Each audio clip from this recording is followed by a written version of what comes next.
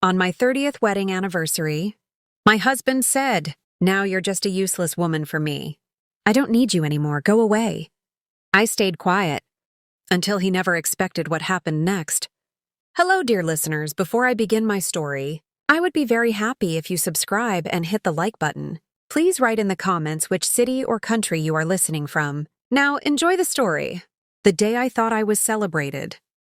The day I thought I was celebrated began quietly. No music, no messages, no sudden surprises, just a soft morning light slipping through the curtains, touching the walls of the house I had lived in for most of my life. 30 years. That number rested gently on my chest as I lay awake, staring at the ceiling. 30 years of marriage. 30 years of shared routines, shared worries, shared silences that had slowly grown heavier with time. I smiled to myself. Not a big smile.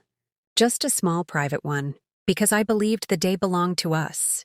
I believed 30 years meant something. I believed endurance was worth honoring. I believed that staying, even when leaving would have been easier, counted for something. I turned my head toward him. He was sleeping on his side, facing away from me. His breathing was steady, calm, distant. I studied his back, the familiar curve of his shoulders, the space that had slowly grown between us over the years, not in distance, but in presence. I told myself not to overthink. It's our anniversary, I reminded myself. Today will be different. I moved out of bed quietly, careful not to wake him. My joints protested softly as my feet touched the cold floor. Age does that.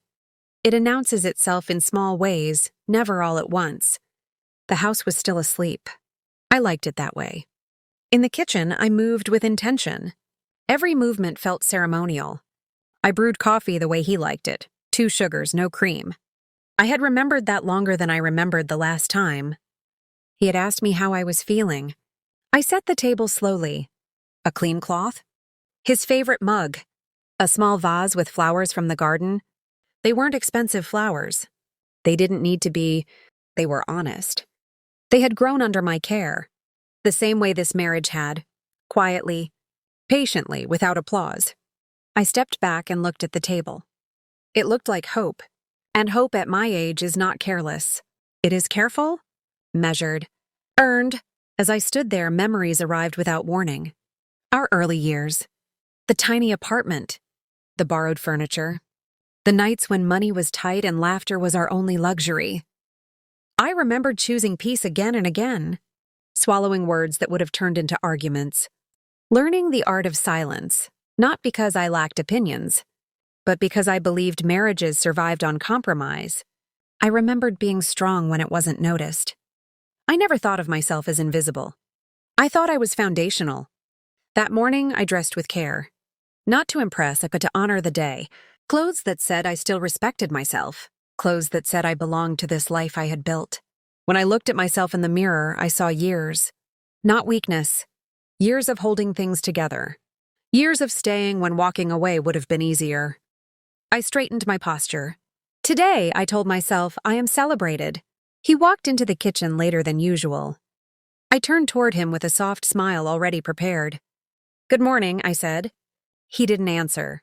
He didn't look at the table. He didn't look at the flowers. He stood there, arms crossed, eyes distant, like someone waiting for a moment to be over. The air shifted, not loudly, not suddenly, but enough for my heart to notice.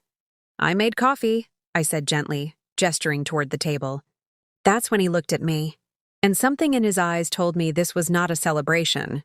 There was no warmth there, no hesitation.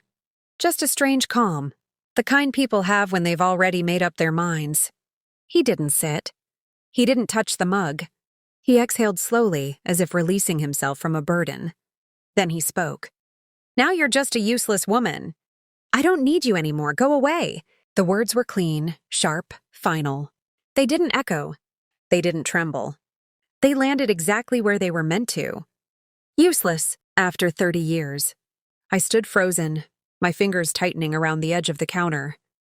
I waited for something, a pause, a smile, a sign that I had misunderstood. Nothing came. He didn't repeat himself. He didn't explain. He turned slightly, already done with the moment. That was when I understood something important. This wasn't anger. This was disposal. I wasn't being argued with. I was being removed. My heart didn't break loudly. It cracked quietly. Because in that instant, I realized something far more painful than insult. This moment had been planned, chosen, prepared. My anniversary wasn't a mistake. It was a message. As he walked away from the table without touching a single thing I had prepared, one truth settled heavily inside me. No one erases 30 years without already deciding what comes next. When celebration turned into silence. For a long moment after he walked away, I did not move. Not because I couldn't, but because my body didn't know how. Have you ever been so shocked that your thoughts stop lining up? They scatter unlike papers dropped in the wind, and you're left trying to gather one clear idea, while everything else keeps flying away. That's how I stood there. My hands were still resting on the counter. The coffee machine hummed softly, unaware that something sacred had just been shattered. The flowers on the table leaned gently toward the light, still believing they were part of a celebration. I looked at them, and for the first time that morning, something burned behind my eyes. Not tears. Humiliation. Because the house looked exactly the same as it had an hour ago. But I no longer belonged in it the same way. I pulled out a chair and sat down slowly. My legs felt weak, as if they had carried too much history all at once. The chair made a small sound against the floor, a normal, everyday sound. And that made everything feel even more unreal. I wrapped my hands around the mug. The coffee was still hot. He hadn't even waited for it to cool. That thought landed heavily. He didn't need to stay. He didn't need to explain. He didn't need to soften the blow. Because in his mind, the decision had already been completed. I stared at the steam rising from the mug, watching it disappear into the air. 30 years of marriage had ended just as quietly. No explosion. No shouting, no drama. Just dismissal. I whispered his name once. Not loudly. Just enough to test whether he was still reachable. No answer. I listened for footsteps. Doors opening. Anything that suggested this was a misunderstanding. Nothing. That silence, that heavy, deliberate silence, told me more than words ever could. He was done. I sat there longer than I should have. Time stretched strangely, bending around my stillness. My mind replayed his sentence again and again, as if repetition might change its meaning. Useless. The word wrapped itself around every memory I had. Was I useless when I stayed up late worrying about bills? Was I useless when I kept the peace during years when peace was fragile? Was I useless when I chose patience over pride? I realized then that usefulness to him had never been about love. It had been about convenience, and somehow without my noticing, I had outlived my usefulness in his plan. I pushed the mug away and stood up. My knees protested, but I ignored them. I needed to move. Staying still felt dangerous now. I walked through the house slowly, touching familiar surfaces like a visitor saying goodbye. The hallway wall where family photos used to hang. The living room window where afternoon light always gathered. The couch where I had sat through countless quiet evenings while he watched. Television without speaking. Everything looked the same. And yet, everything felt temporary. I entered the bedroom. The bed was neatly made, my doing from earlier that morning. His side looked untouched. As if he had already emotionally moved out long before this day. I opened the closet. His clothes were still there, but something felt off. Too neat, too organized, as if someone had already decided what would stay and what would go. That's when the unease began to settle deeper. This wasn't spontaneous cruelty. This was execution. I sat on the edge of the bed and tried to breathe evenly. Panic wanted to rise, but years of holding myself together had taught me how to contain it. Think, I told myself. Don't fall apart, not yet. I thought back over the past months. The late nights? The sudden phone calls he took in other rooms. The way he had grown impatient when I asked simple questions. The way conversations had become short, efficient, empty. I had noticed those things, but I had explained them away. Work stress. Everyone changes. I had chosen comfort over curiosity. And now curiosity arrived too late, sharp and unforgiving. I walked back into the kitchen and finally did something. I hadn't allowed myself to do yet. I sat in the chair meant for him. It felt wrong, like sitting in a place I was no longer welcome. My eyes drifted back to the table, to the careful arrangement. I had prepared with hope instead of suspicion. A small laugh escaped my throat before I could stop it. It wasn't laughter born of humor. It was disbelief. 30 years reduced to a sentence. No conversation, no warning, no respect. Just go away. Where does someone go after 30 years? That question settled heavily into my chest. I realized then that he hadn't just rejected me. He had rejected my right to time, to space, to dignity. He had decided that I was replaceable, not just emotionally but practically. And that realization opened a new kind of fear. Because when someone discards you so cleanly, it means they've already secured what comes next. Another place, another plan, another version of life where you no longer exist. I stood up abruptly, my heart pounding now. No, I told myself. You will not disappear quietly. But even as I said that, I felt the weight of uncertainty pressing down. I didn't know what he had planned. I didn't know what he expected me to do. But I knew this. Men who plan exits do not leave things unfinished. They prepare. They calculate. They protect themselves. And suddenly, my fear shifted from emotional pain to something colder, something sharper. What had he already arranged? I walked toward the hallway again, slower this time, my senses alert in a way they hadn't been before. Every sound felt amplified. Every shadow looked suspicious. That's when I noticed it. A drawer, half open, in the small cabinet near the study, a place he rarely let me touch. I stopped walking. My heart thudded heavily. That drawer was never left open. Never. I stood there for a long moment, staring at it. My hand hovered at my side, trembling slightly. I knew, with the kind of certainty that doesn't require proof, that opening that drawer would change everything. Once you see the truth, you can't pretend again. I took a step closer, then another. I didn't open it yet. Fear held me back. Not fear of what I'd find, but fear of what it would mean. Because if there were papers in that drawer, if there were plans, if there were decisions made without me, then my anniversary insult was only the beginning. And I was standing at the edge of something far bigger than hurt feelings, something intentional, something dangerous. I stood frozen in front of that half-open drawer, my heart pounding with one clear thought. You don't tell someone to go away unless you've already decided where they can't stay. I stood frozen between fear and truth. I stood frozen, not because I was afraid of the drawer itself, but because I was afraid of what opening it would confirm. My body felt heavy, as if the floor beneath my feet had thickened, holding me in place. My heart was beating too loudly now. I could hear it in my ears, steady but urgent, like it was trying to warn me. 30 years teaches you many things. One of them is this. When your instincts wake up suddenly, it's because they've been ignored for too long. I had ignored mine for years. I had called silence peace, distance normal, coldness age. Standing there staring at that half-open drawer, I understood the cost of those excuses. I took a slow breath, then another. I didn't want to rush this moment. Rushing leads to panic. Panic leads to mistakes. And something inside me, something older, wiser, told me this was not the time to fall apart. This was the time to observe. I looked around the hallway as if seeing it for the first time. The framed photos, the furniture chosen together decades ago, the quiet respectability of a life that looked stable from the outside. How many women live inside homes that look safe?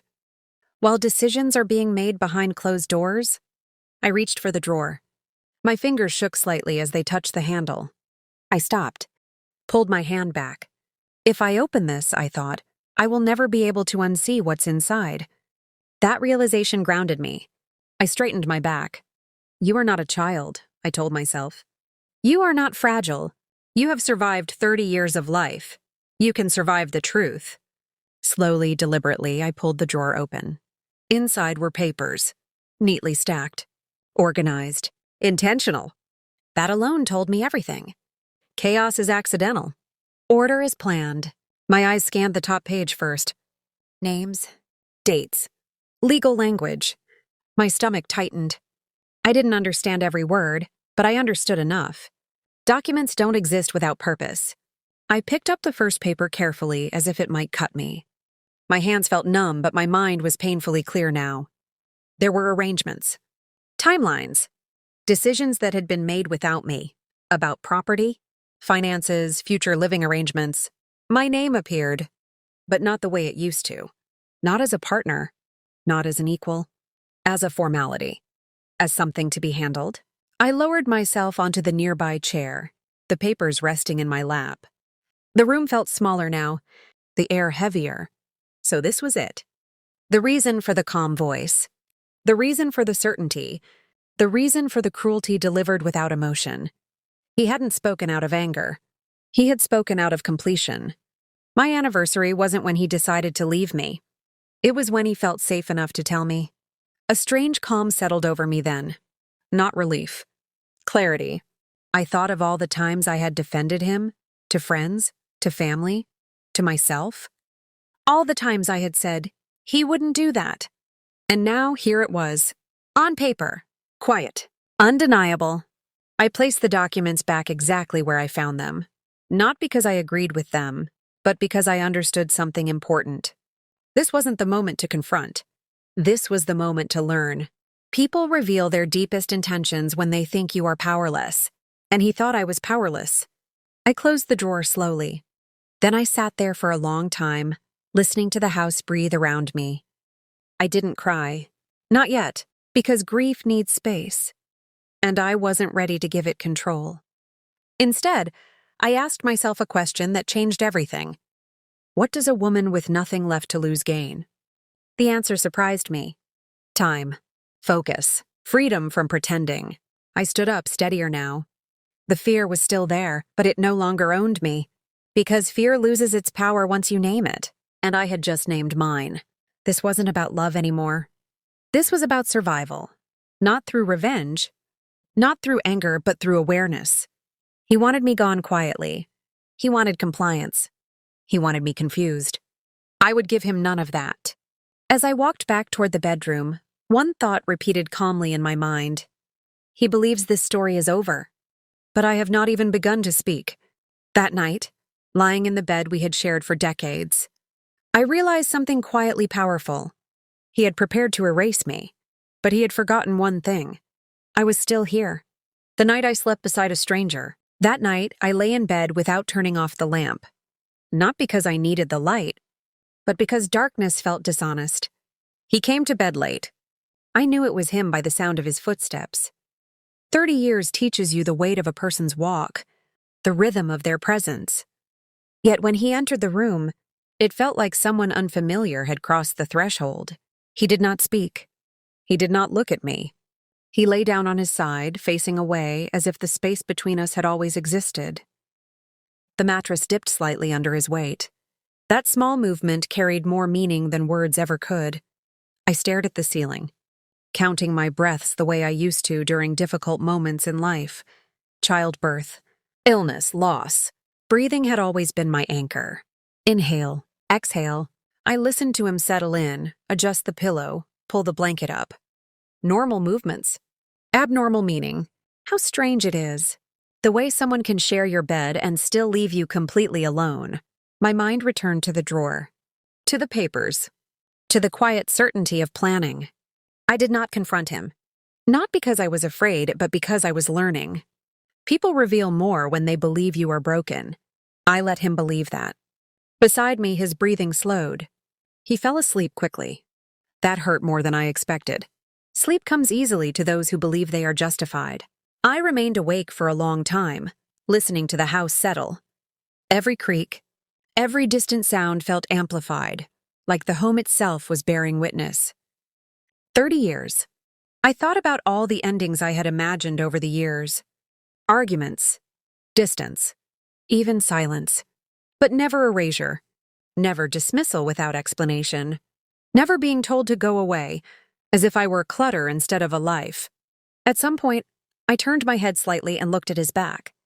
I felt no urge to touch him. That surprised me. Love doesn't always die with anger. Sometimes it dies with clarity.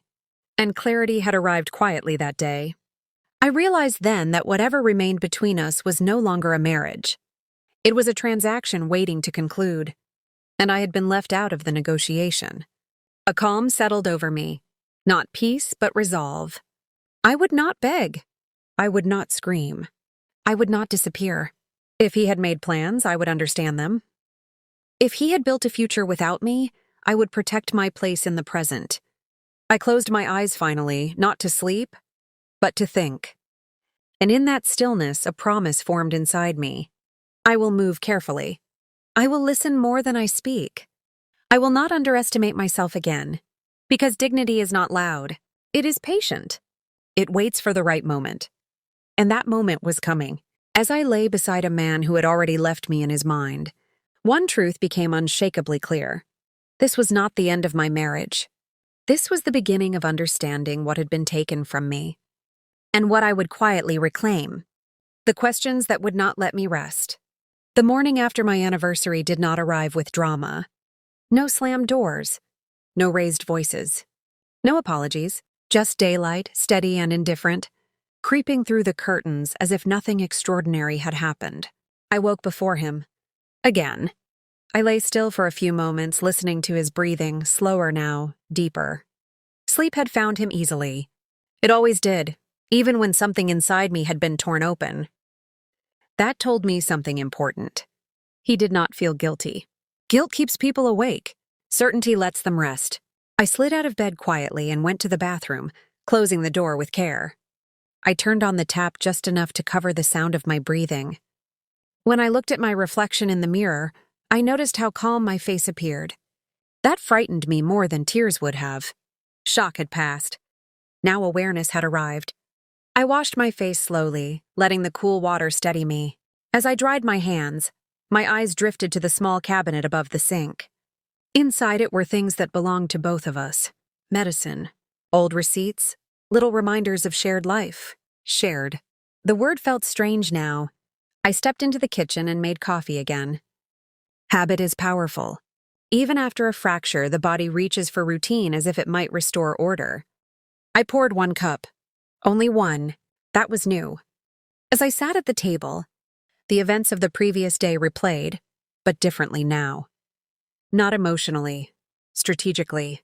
His words had been cruel, yes. But cruelty wasn't the most important detail. Timing was. Why that day? Why that certainty? Why now?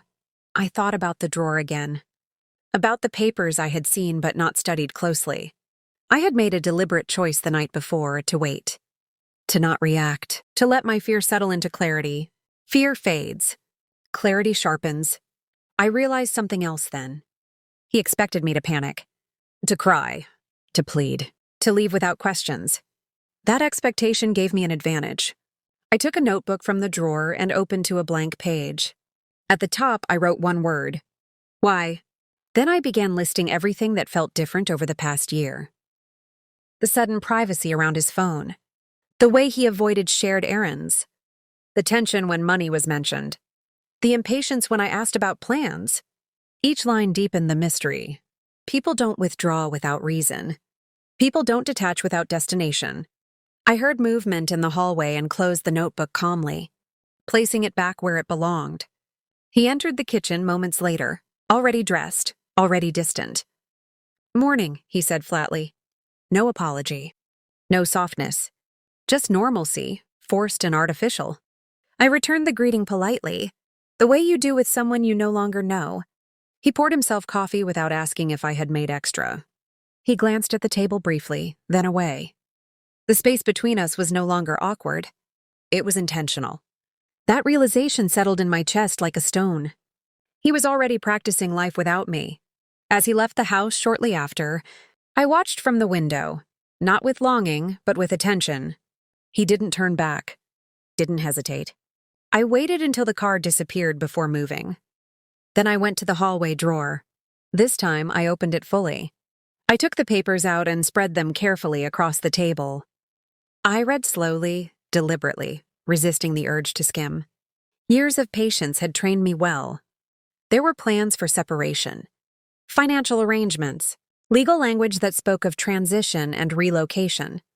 Words that sounded neat and clean, as if lives could be rearranged like furniture. I noticed dates. Future dates. Soon.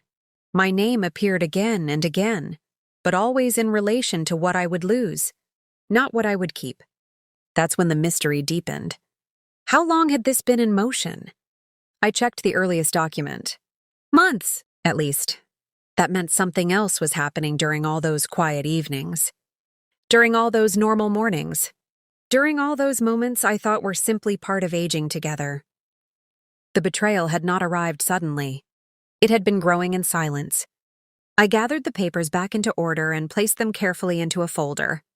Not to hide them, but to preserve them. Evidence matters. Then I sat back down and let myself feel something else for the first time. Curiosity. Not emotional curiosity. Strategic curiosity. Who had advised him? Who knew about this? Who else had been watching me without my knowledge? Homes keep secrets when you stop asking questions. I had stopped asking. Now I would start listening. The house felt different that afternoon. Every room seemed to hold a question. Every object felt like it had witnessed conversations I hadn't been part of. I walked through each space slowly, noticing small changes. A cleared shelf. An emptied drawer. A missing file. Tiny absences often reveal the biggest truths. I realized then that my husband hadn't just planned my removal. He had rehearsed it. And rehearsals leave traces. I wasn't angry. Anger clouds judgment. I was alert. Alertness sharpens it. As evening approached, I felt something unexpected settle inside me. Purpose. Not revenge. Not bitterness. Preparation. Because mystery is not meant to paralyze you. It is meant to wake you up. And I was fully awake now. As I closed the folder and placed it somewhere safe, one thought grounded me completely. If he had been planning my absence for months, then my silence today would make him careless tomorrow. What silence started to reveal? Silence changed shape after that day. It was no longer empty. It was occupied. Every quiet moment felt like it was holding information just out of reach. I noticed it in the way the house sounded different. Not louder. Not softer, but more alert, as if it knew I had finally begun to pay attention. I did not rush. Rushing had never served me well. Instead, I let the days move slowly, observing patterns the way you observe weather, patiently, without trying to control it. He spoke less. When he did speak, his words were efficient, stripped of unnecessary detail. He no longer asked where I was going or when I would return. That alone told me something important. He believed my movements no longer concerned him. That belief made him careless. I spent more time alone in the house during those days, and for the first time in years, I saw it clearly, not as a home, but as a record. Walls remember. Drawers remember. Even trash remembers if you look closely enough. One afternoon while he was out, I opened the small wastebasket near his study desk. I did not feel ashamed. This was not spying. This was survival. Inside were torn envelopes, shredded pages, pieces of paper destroyed hurriedly without care. People destroy things quickly when they believe the danger has passed. I spread the pieces out on the table and began assembling them slowly, like a puzzle meant only for me. Addresses, partial names, numbers. None of it made full sense yet. But the act of hiding told me more than the content itself. That evening, he returned home later than usual. "Work ran long," he said. I nodded, not questioning him. I noticed how he avoided my eyes. People who lie casually don't avoid eye contact. People who believe the lie is necessary do. As dinner sat untouched between us, I studied his hands. They moved with nervous precision. Small movements. Tells I would have called them if I were watching someone else. He was under pressure. That realization shifted something inside me. Pressure means stakes. And stakes mean there is something to lose. Over the next few days, I noticed more. A phone call taken outside, voice lowered. A document slipped quickly into a briefcase. A sudden interest in schedules and timing. None of it was dramatic. That was the most dangerous part. Big betrayals rarely announce themselves loudly. They arrive disguised as routine. I started keeping notes again, not emotional ones, but factual ones. Dates, times, changes in behavior. Years of being dismissed had trained me to notice details quietly. One morning, I overheard him speaking on the phone in the garage. I couldn't hear the words clearly, but I heard the tone. Urgent, controlled, reassuring. He was reassuring someone else. That hurt in a way I did not expect. Because reassurance is intimate. It is given carefully. It is offered when the outcome matters. I sat at the kitchen table later that day, hands folded, staring at the same spot where our anniversary breakfast had once been prepared with hope. Instead of suspicion, I thought about trust. Trust does not vanish overnight. It erodes, grain by grain, until one day you realize you are standing on something hollow. I wondered how long he had stopped seeing me as part of his future. Months? Years? I remembered small comments from the past that had felt harmless at the time. Things change. People grow apart. You wouldn't understand. At the time, I had heard resignation. Now I heard rehearsal. One evening, as he slept, I sat in the living room with the lights off, listening to the clock tick steadily on the wall. Tick, tick, tick. Time had not stopped for me.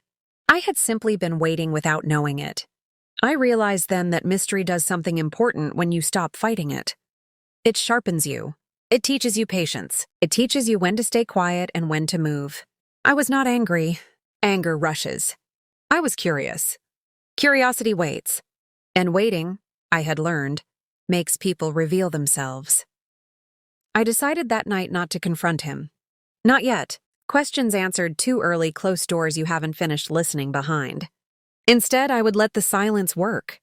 I would let him believe I was confused, hurt, unsure. Because underestimation is a powerful shield.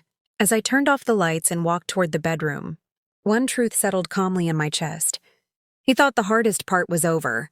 He was wrong. The hardest part hadn't begun. As I lay down that night, listening to him breathe beside me, one thought remained steady and clear. People make the biggest mistakes when they believe the quiet means surrender. The pattern I could no longer ignore? At first, I thought it was coincidence. That is what we tell ourselves when the truth feels too heavy to hold all at once. A late night here. A missed meal there. A conversation cut short. Coincidence is comfortable.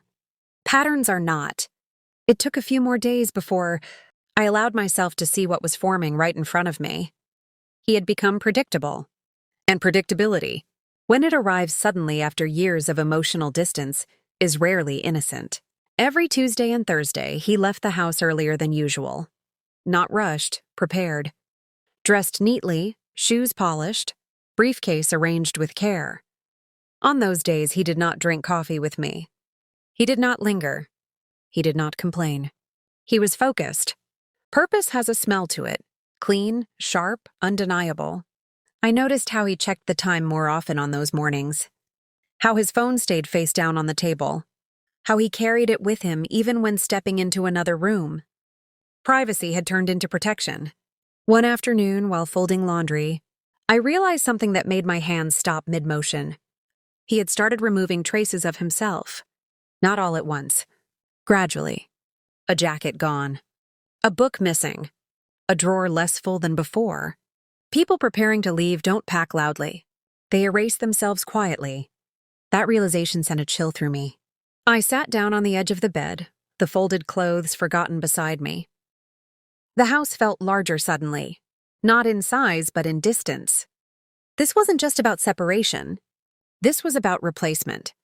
I stood up and walked into the living room, where old routines used to live. The chair he always sat in, the lamp he insisted on keeping, the shelf that held things he claimed mattered to him. Some of those things were gone now. Not thrown away. Relocated. Chosen.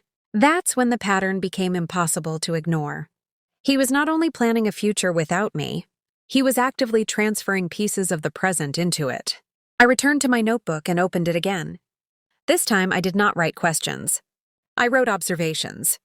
Dates. Behaviors. Absences. Facts don't argue back. Facts wait patiently for you to accept them. As the list grew longer, something else happened. Something unexpected. My fear began to lose its grip. Fear thrives on confusion. Clarity starves it. I began to understand that whatever was happening had been in motion for a long time. Long enough for him to feel confident. Long enough for him to speak to me the way he did on our anniversary, not with rage, but with finality. Finality comes from preparation. One evening, while he showered, his phone buzzed on the nightstand.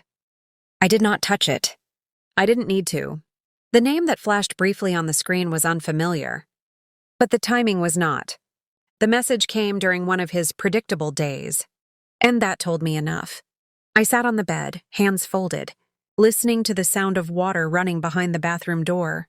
I felt oddly calm, because I finally understood something important.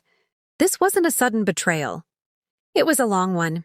Slow, quiet, carefully managed. I thought back to the times he had dismissed my concerns over the years. You're imagining things. You worry too much. Nothing is wrong.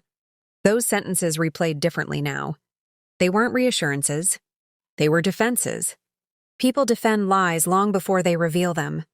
That night, as we sat across from each other at dinner, I watched him more closely than ever before. The way he avoided shared memories. The way he redirected conversations.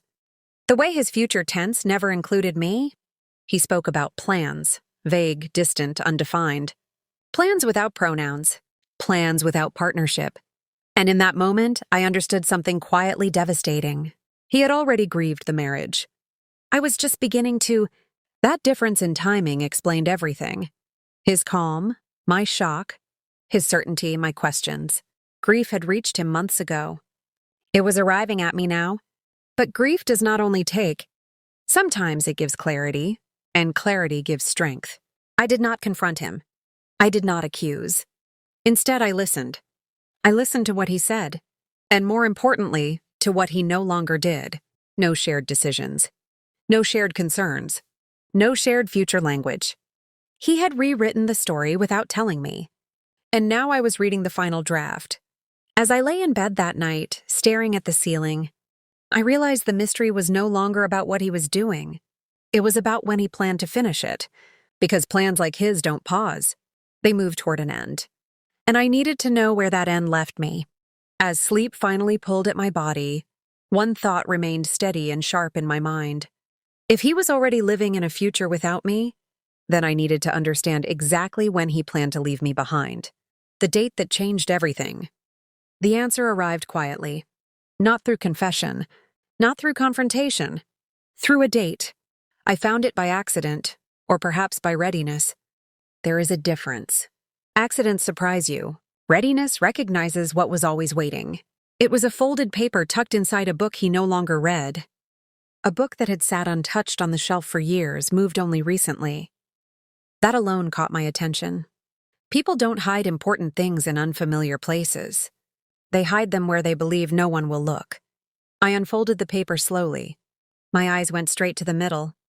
A date circled in dark ink. Soon. Soon enough to explain his certainty. Soon enough to explain his calm. Soon enough to explain why he felt comfortable telling me to go away. My heart did not race. It steadied. Because dates turn suspicion into timelines, and timelines turn fear into planning. I sat down and read the paper again, carefully this time. It referenced arrangements already in motion, meetings attended, signatures prepared, steps scheduled. This wasn't a thought experiment. It was a countdown.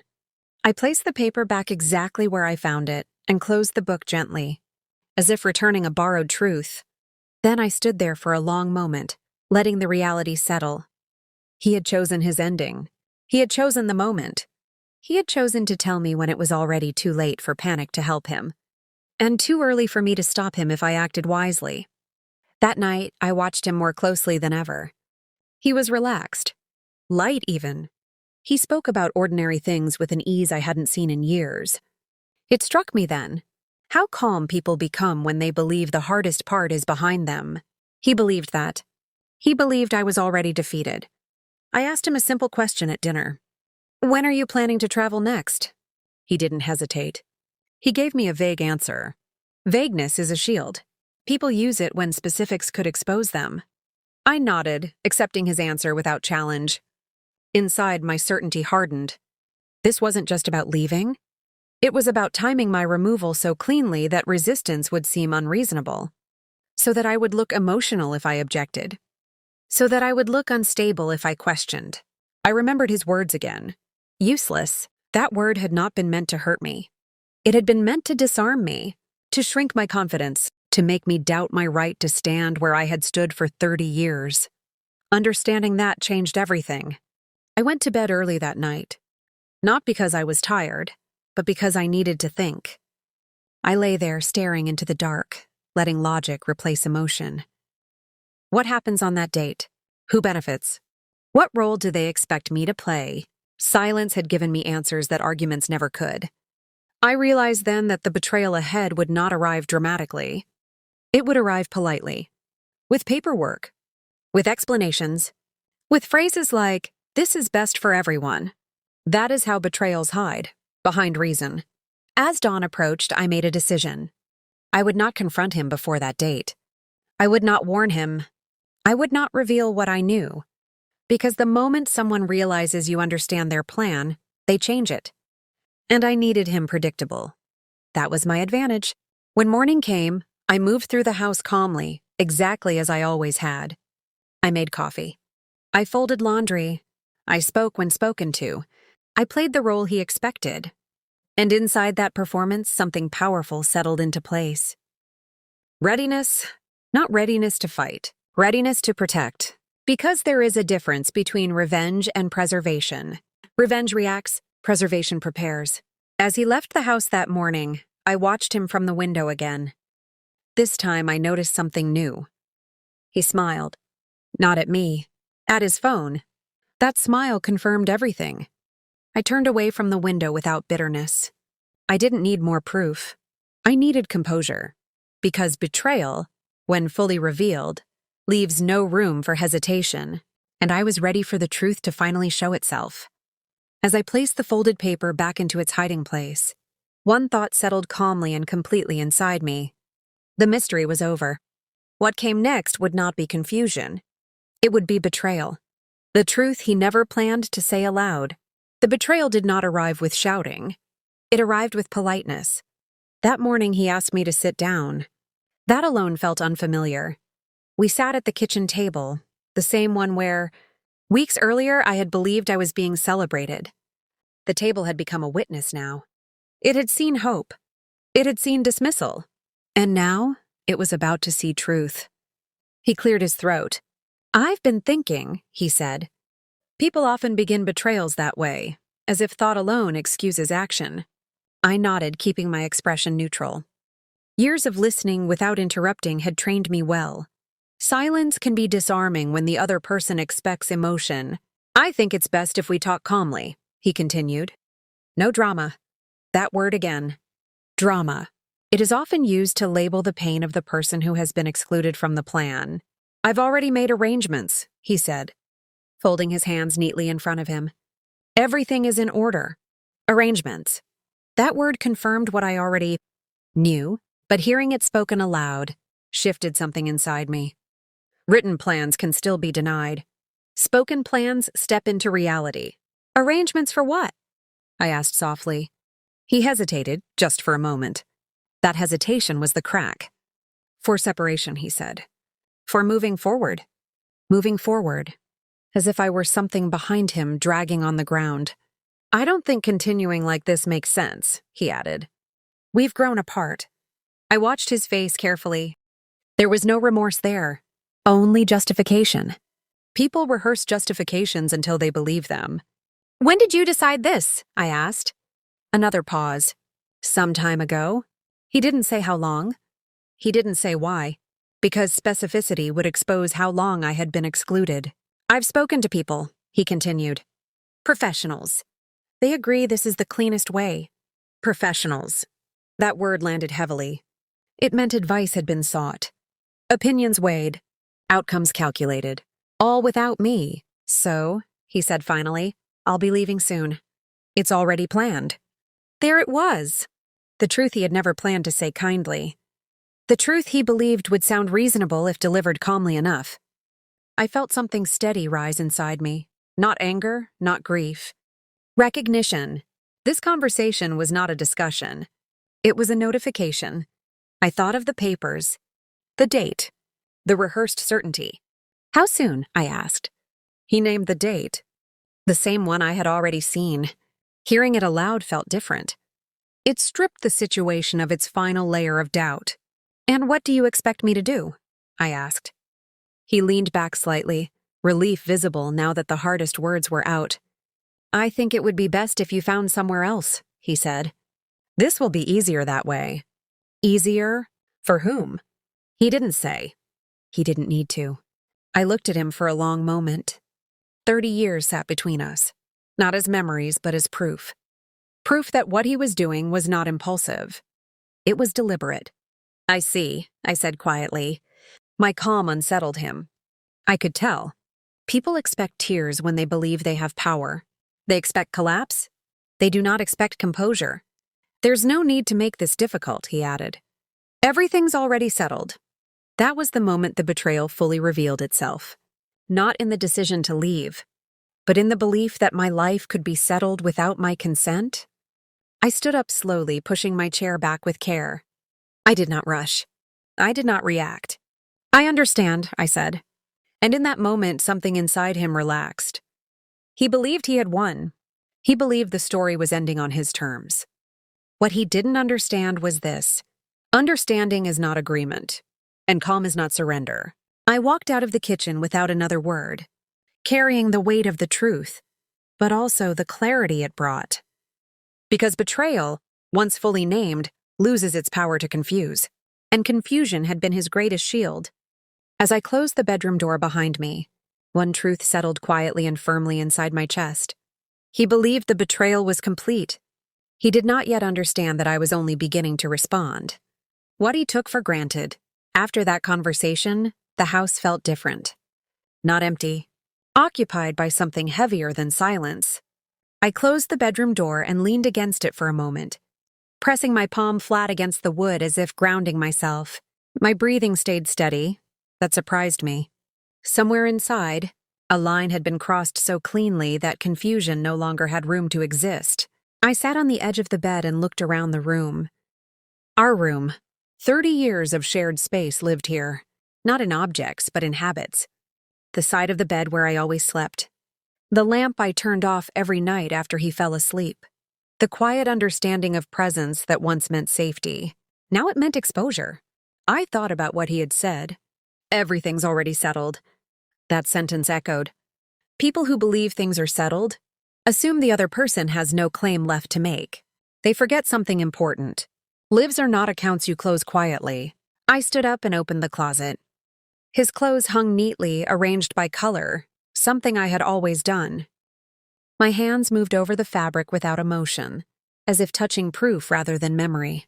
This was what he took for granted.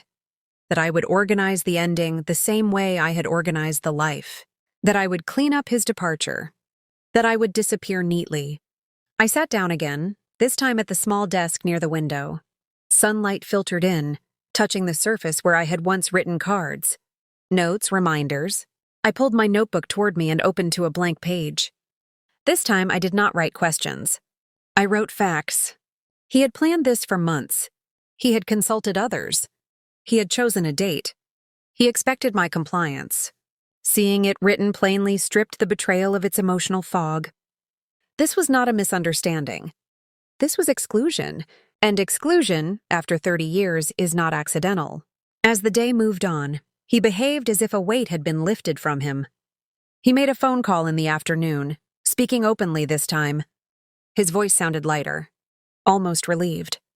Relief is revealing. It means the person believes resistance is over. I listened from another room, not straining to hear words, just tone. Tone tells you more than content ever could. He laughed softly. That sound settled something inside me with final clarity. This was not about dissatisfaction. It was about replacement. I did not confront him. I did not show him what that laugh had done. Because strength does not announce itself. It prepares. That evening he spoke casually about logistics. About timing. About what would be easiest. Every sentence centered himself. Not once did he ask how I was. Not once did he acknowledge what he was asking me to lose. That omission was the sharpest betrayal of all. Because even cruelty can acknowledge pain. Indifference denies its existence. I excused myself early and returned to the bedroom. I sat quietly, letting memory surface on its own. The years when I had stood beside him during uncertainty, the times I had stayed silent to preserve peace, the moments I had chosen us over myself, none of that had earned me honesty. Only convenience. That truth hurt, but it also freed me. Because once you understand what someone values, you stop seeking validation they will never give. I lay down that night without turning toward him. Sleep came slowly, but it came. Not because I was numb, because I was resolved. I knew then that the next phase of my life would not be defined by what he had taken from me, but by what I would no longer give freely: trust without transparency, support without respect, silence without safety. Those were over. As my eyes finally closed, one realization settled deeply and calmly within me. He had mistaken my patience for weakness, and that mistake would change everything. As the house settled into night, one thought stood clear and unshakable in my mind. The betrayal wasn't only that he planned to leave, it was that he never imagined I would stand in my own place when he did. The moment I realized I had been replaced, there is a moment in every long life when denial quietly steps aside. Not dramatically, not loudly, it simply moves out of the way and lets truth walk in. That moment came for me on an ordinary afternoon. He was in the shower. The house was quiet. I was folding laundry at the dining table. The same simple task I had done thousands of times before. My hands moved automatically, pairing socks, smoothing fabric, folding corners with practiced care. Routine can be comforting, until it isn't. His phone buzzed. Once, then again. I did not move at first. I wasn't watching for it. I wasn't waiting. It was simply there, on the table beside the chair he usually sat in. The screen lit up. A name appeared. Not familiar, not hidden. Just present. What caught my attention wasn't the name. It was the message preview. I miss you. Are we still on for the date you promised? The words sat there quietly. They didn't accuse. They didn't explain. They didn't need to. Something deep inside me went still. Not shattered. Not screaming. Still. I stared at the screen for a long moment, my breath steady, my heart strangely calm. I didn't pick up the phone. I didn't need to. The truth had already stepped fully into the room. So this was it. The reason for the planning. The reason for the certainty.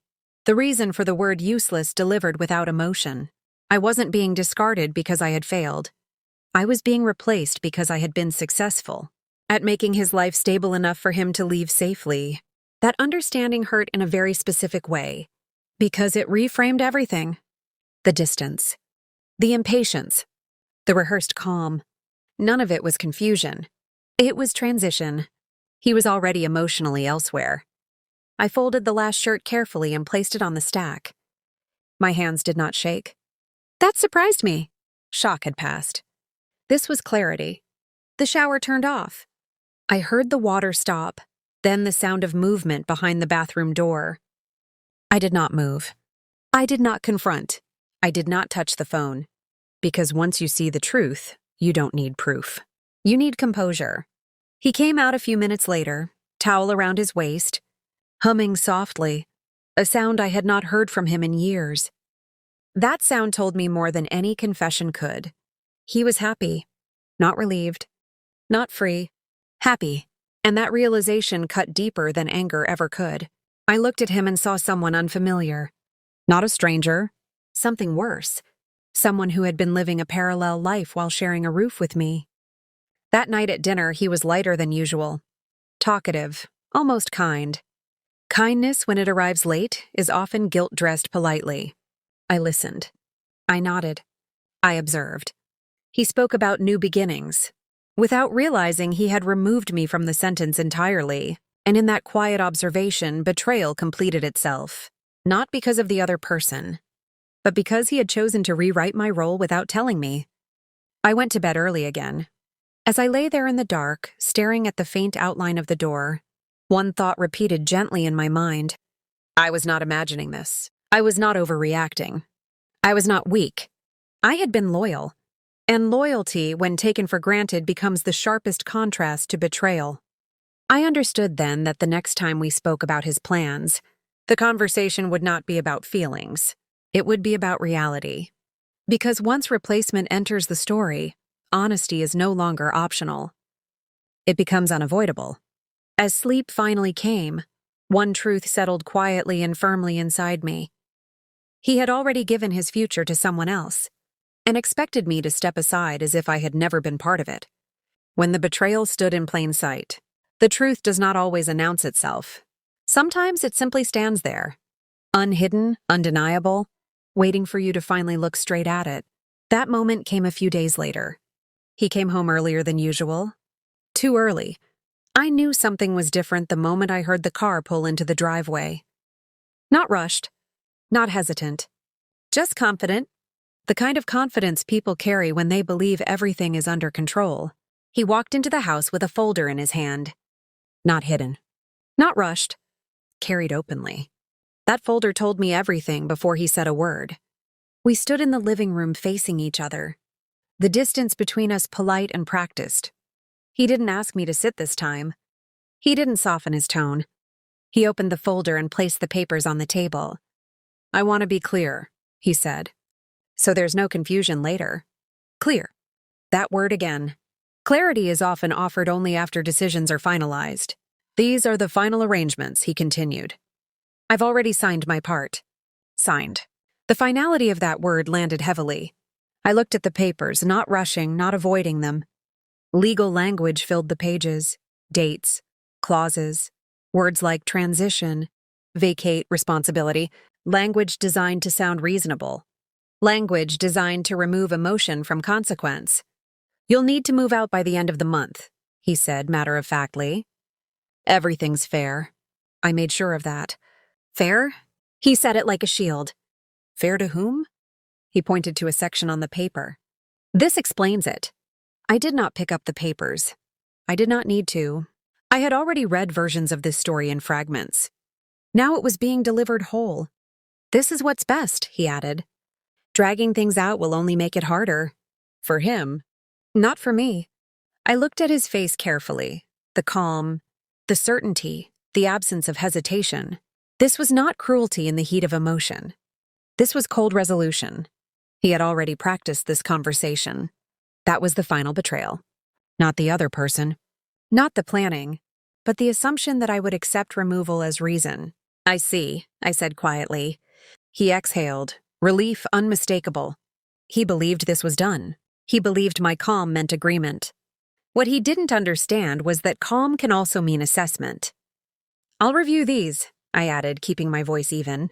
He stiffened slightly. "There's nothing to review," he said quickly. "It's standard." Standard. Lives reduced to templates. "I still want to read them," I replied. He hesitated again, just a second, and that hesitation mattered. It told me something important. He expected compliance, not scrutiny. He gathered the papers and left them on the table anyway. "Just don't make this difficult," he said. Difficult. That word has been used against women for generations, when dignity threatens convenience. I waited until he left the room before touching the folder. Then I sat down slowly and opened it. I read every page carefully, not emotionally, methodically. I noted what was included and what was missing. I noted assumptions made without my consent. I noted timelines that favored him exclusively. And in that reading, something solid formed inside me. This was not just betrayal. This was miscalculation. He had mistaken my quiet for ignorance. He had mistaken my patience for permission. That evening, as the sun set and the house filled with long shadows, I made a decision. I would not sign anything. I would not confront him emotionally. I would not argue. I would do what I had done best my entire life. I would prepare carefully. Because dignity does not require noise. It requires awareness. And awareness had finally arrived in full. As I closed the folder and placed it neatly back on the table, one truth settled firmly in my mind. The betrayal was no longer hidden. And now that I could see it clearly, I knew exactly how carefully I needed to move next. The calm after betrayal. Something strange happens after betrayal fully reveals itself. The chaos stops. Not because the pain disappears, but because uncertainty finally leaves. That night, after the folder lay closed on the table and the house grew quiet, I sat alone in the living room with the lights dimmed. I wasn't crying. I wasn't numb. I was clear. Clarity is not loud. It doesn't demand attention. It settles in quietly and rearranges your thinking. I thought about the woman I had been for 30 years. Patient, steady, accommodating. I had believed those traits made marriages last. And perhaps they do, when both people honor them. But when only one person carries the weight, patience becomes expectation. And expectation becomes exploitation. I did not hate him. That surprised me. Hatred requires energy, and I was done feeding anything that took more than it gave back. What I felt instead was distance. Emotional distance. The kind that arrives when you finally understand someone's limits. I understood his. He wanted order without accountability, control without conversation, closure without consent. Understanding that freed me from hoping he would suddenly become someone else. Hope, misplaced, can be a trap. I went to bed early that night not to escape, but to rest. For the first time since the anniversary, sleep came without resistance. My body seemed to understand what my heart had already accepted. The marriage I thought I was protecting no longer existed. And grieving something honestly is healthier than defending its shadow. The next morning, I woke with a quiet determination. Not urgency. Determination. I moved through the house slowly, noticing details without attachment. This place had been my home, and in many ways it still was. But I no longer confused familiarity with safety. I poured coffee and sat at the table again. This time, the table didn't feel like a witness. It felt like a workspace. I pulled my notebook toward me and turned to a fresh page. At the top, I wrote, "What I know." Then I listed facts, not feelings. Plans were made without me. Documents existed and were signed. A timeline was already set. I was expected to comply. Facts are grounding. They remove the fog that emotion can create. Then I wrote a second heading. What I need to understand. I didn't fill it in yet. Because before seeking answers, I needed perspective. I realized then that the most dangerous thing I could do was react too quickly, to rush into confrontation, to demand explanations, to plead for fairness. Those reactions would serve him, not me. I needed space to think, time to learn, support to understand my options. And that realization marked the true end of betrayal's power. Because betrayal thrives on shock. Once shock fades, it loses control. That afternoon, he spoke to me again, briefly, casually, about logistics, about dates, about expectations. I listened. I asked no questions. Not because I agreed, but because I had moved past needing his version of reality. I was forming my own. That night, as I closed the bedroom door and prepared for sleep, one thought settled into place like a final piece of a puzzle. I was not being abandoned. I was being underestimated. And underestimation is a quiet advantage, because people reveal their mistakes when they believe the outcome is already decided. I lay down calmly, breathing evenly, my mind no longer racing. Tomorrow I would begin doing something different, something careful, something informed, something that did not require anger or revenge, only awareness and dignity. Betrayal had shown me who he was. The next chapter would show him who I had always been, and who I was prepared to become. As I turned off the light and settled into the quiet, one truth remained steady and clear. The betrayal was finished. What came next would not be reaction. It would be intention. The first quiet step I took for myself. The morning I decided to protect myself did not feel dramatic. There was no sudden strength. No bold declaration. No moment where I felt powerful. What I felt instead was steady. And steadiness, I would soon learn, is far more effective than force. I woke early again, not because of fear this time, but because my mind had finally arranged itself. When betrayal loses its noise, clarity takes its place.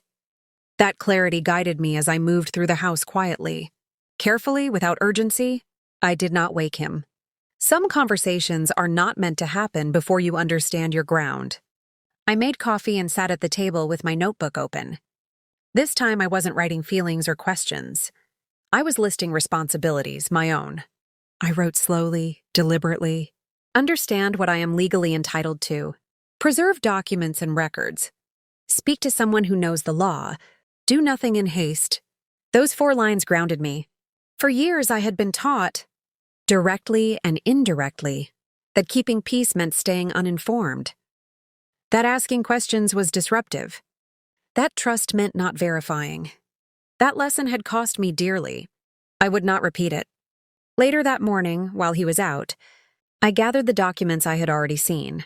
Copies, notes, dates I had written down. I placed them neatly into a folder of my own. Not to hide. To organize. Organization is power when emotions try to overwhelm you. I did not take anything that wasn't already accessible to me. I did not snoop recklessly. I moved with intention, respecting boundaries while understanding my rights.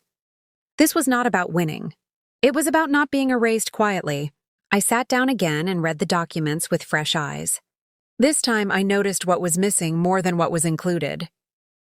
There were assumptions, not agreements. Timelines, but no acknowledgement of my needs. Statements, without signatures from both sides. I realized then how much he had relied on my silence. He assumed I would continue to be quiet. That assumption gave me room to breathe. I made one phone call that afternoon. Not to family, not to friends, to a professional recommended years ago and never needed, until now.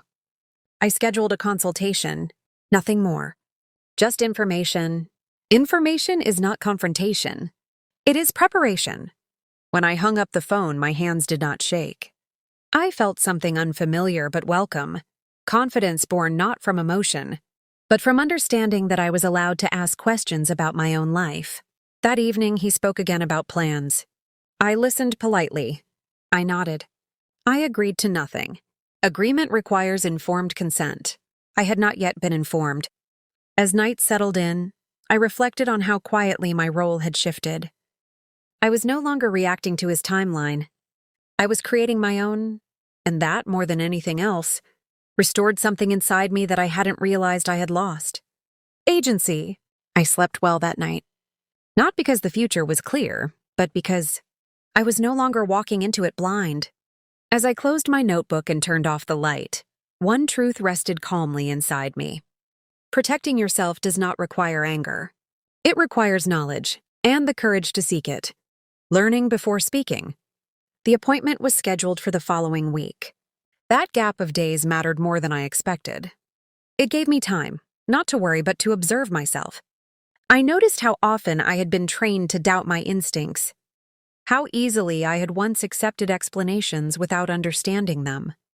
How silence had been praised as grace. Grace, I learned, should never cost you clarity. I spent those days gathering what already belonged to me, knowledge of my own life. I reviewed old files stored away in boxes that hadn't been opened in years, receipts, statements, records of decisions, made jointly, even if remembered only by me. Memory is evidence when written down. I began creating a simple timeline. When certain decisions were made, when behavior changed, when conversations stopped including me, this wasn't about building a case against him. It was about understanding the shape of my own history. I realized then how often women are encouraged to forget details for the sake of harmony. Forgetting keeps peace, but remembering keeps you safe. On the day of the consultation, I dressed plainly and arrived early. Not because I was nervous, but because I respect time now, especially my own. The conversation was calm, measured, informational. I listened more than I spoke, answering questions carefully, honestly. I did not exaggerate. I did not dramatize. I simply described events as they had unfolded. The response surprised me, not because it was shocking, but because it was validating. I was not unreasonable. I was not powerless. I was not without options. Options do not mean conflict. They mean choice. I took notes quietly, asking questions when I needed clarification. Each answer settled another piece into place. When I left that meeting, I did not feel triumphant. I felt grounded. Because knowledge replaces fear with proportion. Fear makes everything feel urgent. Knowledge teaches you what actually is. That evening, he asked casually how my day had been. I told him it was fine. That was not a lie. It was simply incomplete. I was learning something important. Then, not everything needs to be shared immediately, especially with someone who has already decided how the story should end. I went to bed that night with a strange sense of calm, not because things were easy, but because I was no longer guessing. I had moved from reaction into understanding, and understanding is the quietest form of strength there is. As I placed my notes carefully into my folder, one thought remained steady and reassuring. The more I understood my position, the less afraid I became of the future. Where I drew my first line, understanding something does not immediately change behavior. Action does. And action, I learned, does not have to be loud to be firm. The first boundary I set was simple. I stopped explaining myself. For years, I had explained my thoughts before sharing them, softened my needs before stating them, prepared justifications before asking for space. That habit ended quietly without announcement. When he spoke about plans, I listened. When he asked questions that assumed my agreement, I answered carefully. "I'll think about it," I said. Not yes, not no, just truth. That unsettled him. People who expect compliance become uncomfortable when faced with neutrality. Neutrality removes leverage. I noticed how often he attempted to frame decisions as already made. "This is how it will go," he would say casually. I no longer corrected him. Correction invites argument. Boundaries require consistency, not debate. Instead, I responded with calm presence. "We'll see," I replied once. 2 words. They carried more weight than explanations ever had. I began rearranging my daily life in small, intentional ways. I kept copies of important papers somewhere safe. I changed the way I documented conversations, noting dates, words, outcomes. Not to accuse, to remember accurately. Memory, once recorded, cannot be rewritten by someone else's version of events. I also reclaimed time that had once been filled with managing his comfort. I took walks alone. I sat with my thoughts without distraction. I allowed myself silence that was not performative, silence chosen, not imposed. That silence became a boundary too. One evening, he asked why I seemed distant. I looked at him calmly and answered honestly. "I'm being thoughtful," I said. He didn't know what to do with that. Thoughtfulness cannot be argued with. It cannot be rushed. It cannot be dismissed as emotion. Over the next few days, I noticed subtle shifts. He asked fewer questions. He assumed less. He began to realize, slowly, that the ending he had planned was no longer unfolding exactly as expected. Not because I resisted, but because I was no longer cooperating blindly. That distinction mattered. One afternoon, he placed a document in front of me again. "I'll need this signed," he said. I did not touch the pen. "I'll review it," I replied. "When?" he asked, impatience slipping into his voice. "When I'm ready," I said. That was the moment I saw it in his eyes. Uncertainty. Not fear, but recalculation. Boundaries force recalculation.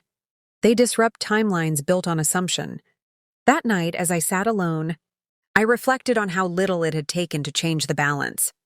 No confrontation, no accusations, no anger, just clarity, consistency, and self-respect. I realized then that dignity is not something you demand.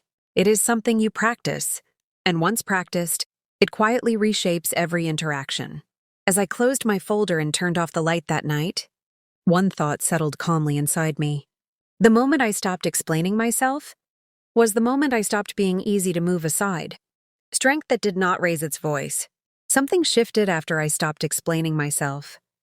It wasn't dramatic. There was no confrontation. But the air in the house changed.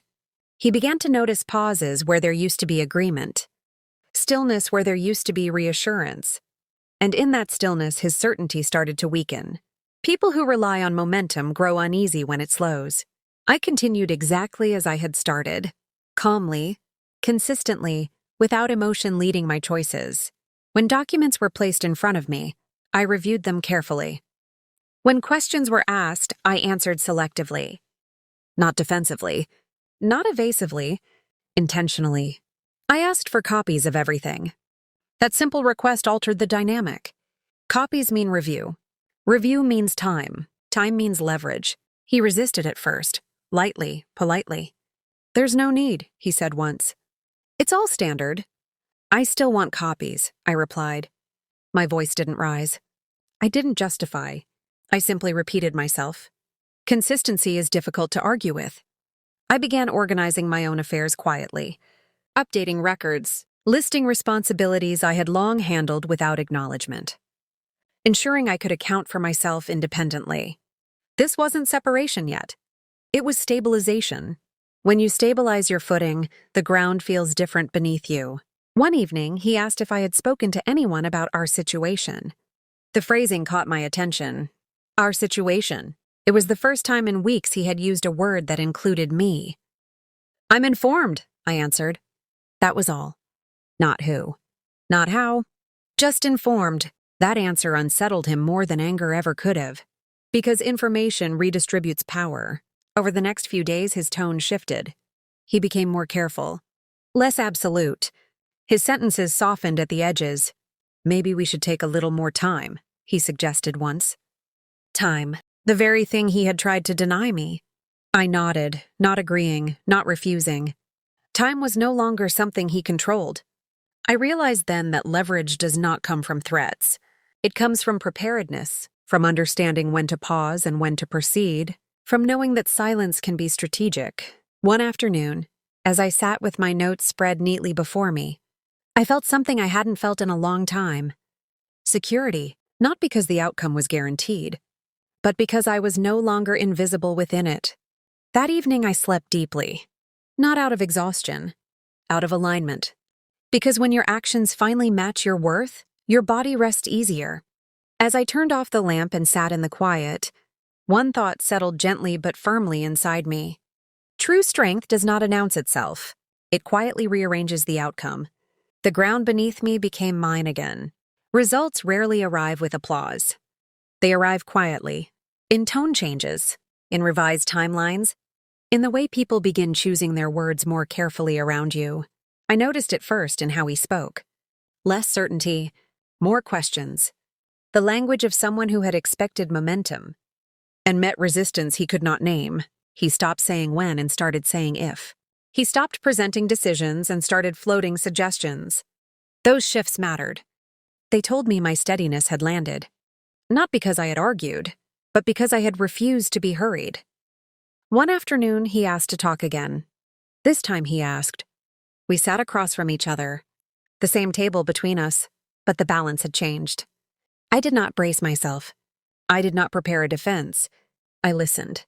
I think we should slow this down, he said. Make sure everything is fair. Fair? He used the word differently now. Not as a declaration, as a consideration. I nodded once. I agree we should be careful, I replied. Careful, not emotional. Careful, not passive. Careful, intentional. We discussed logistics without heat. I asked for time to review specifics. I asked questions that were direct and grounded. I did not justify why I needed answers. I needed them because this was my life. That was reason enough. Over the next days, adjustments followed. Dates moved. Assumptions softened. Expectations recalibrated. I did not celebrate those changes. Celebration can look like victory. This was not victory. This was balance restored. I also noticed something within myself. I was no longer bracing when he entered the room. No longer shrinking my presence. No longer measuring my worth by his comfort. That shift mattered more than any document. Because once you stand fully in yourself, the ground responds. I spent time organizing my own future quietly. Not in opposition to his plans, but in parallel to them. I identified what I needed to remain stable. I clarified what I would accept and what I would not. Boundaries became simpler once they were clear. No raised voice was required. No threat was made. I slept better. I breathed easier. I moved through the house with a steadiness that surprised even me.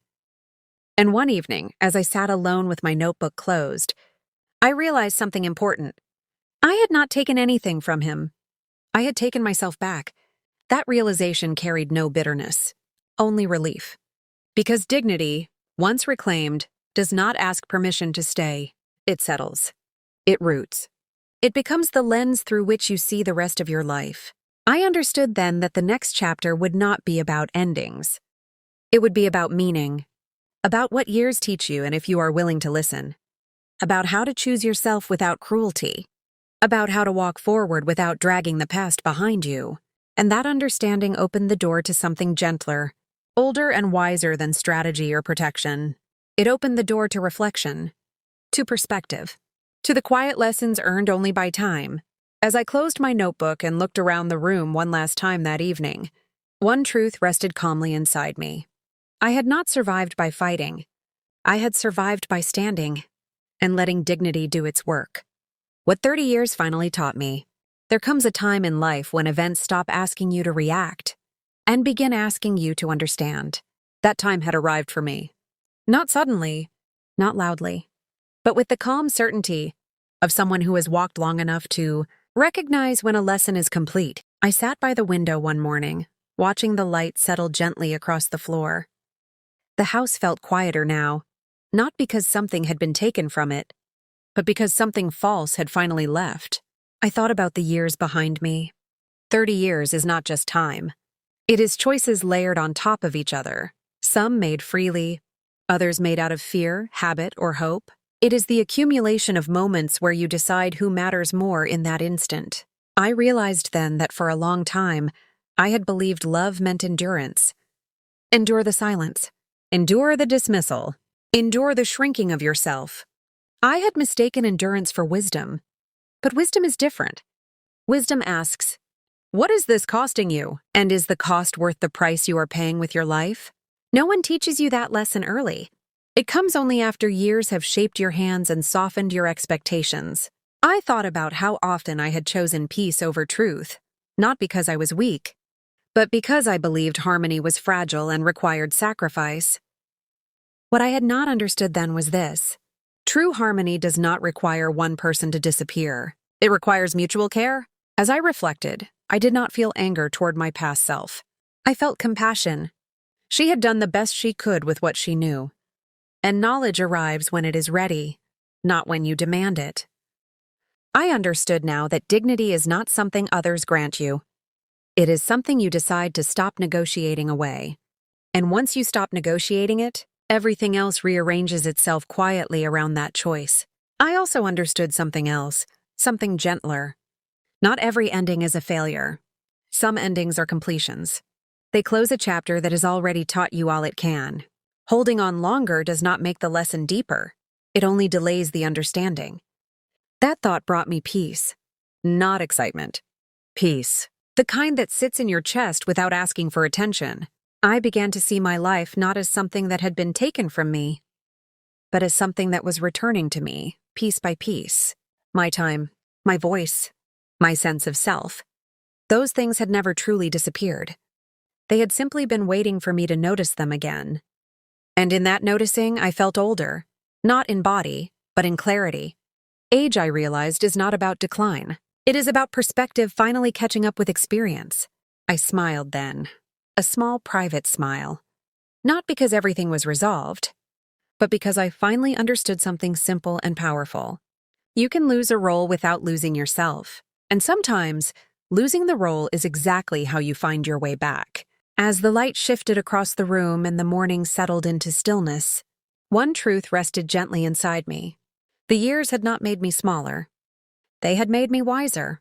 And wisdom was enough. The quiet choice I made at the end. There is a moment, late in life, when you realize that strength no longer needs witnesses. It does not need applause. It does not need agreement. It does not even need understanding. It only needs truth. That moment came to me quietly one evening, as I sat alone with a cup of tea cooling in my hands. The house was still, not tense, not empty. Still, I thought about everything that had happened, not with heaviness, but with distance. Distance gives shape to meaning. When you step back far enough, you stop seeing wounds and start seeing lessons. I realized then that I had reached a choice. Not the choice to forgive him or condemn him. Not the choice to fight or surrender. But a simpler, deeper choice. What kind of ending did I want to live with? I understood something that only time can teach you. Bitterness keeps you tied to the moment that hurt you. Dignity lets you walk forward without dragging it behind you. I chose dignity, not because he deserved it, but because I did. I chose not to let the final chapter of my life be written in anger or regret. I chose not to let my voice be remembered only for what it protested against. I wanted it remembered for what it stood for. So I let go, not of boundaries, not of clarity, but of the need to keep proving what should have been obvious. I let go of the hope that he would one day understand the cost of what he had done. Some lessons are not ours to teach. They belong to time, and time is a patient teacher. As days passed, I found myself lighter in ways I hadn't expected. I noticed joy in ordinary moments again. The sound of morning birds, the comfort of routine, the quiet pride of knowing I had not betrayed myself. I had not shouted. I had not begged. I had not disappeared. I had chosen myself. That choice became my inheritance. Not money, not property, not promises, but self-respect carried forward. And that is something no one can take from you. If there is one thing I would tell anyone listening to my story, it is this. Do not confuse endurance with worth. Do not confuse silence with peace. And do not wait for permission to protect your dignity. Life does not ask you to be perfect. It asks you to be honest, especially with yourself. When I look back now, I do not see a woman who was discarded. I see a woman who finally stepped out of a role that no longer honored her. And that to me is not a tragedy. It is a quiet kind of victory. As I close this chapter of my life, I carry one truth with me, gentle, steady, unshaken. People may decide when they leave your life, but only you decide how much of yourself you take forward. And I took everything that mattered.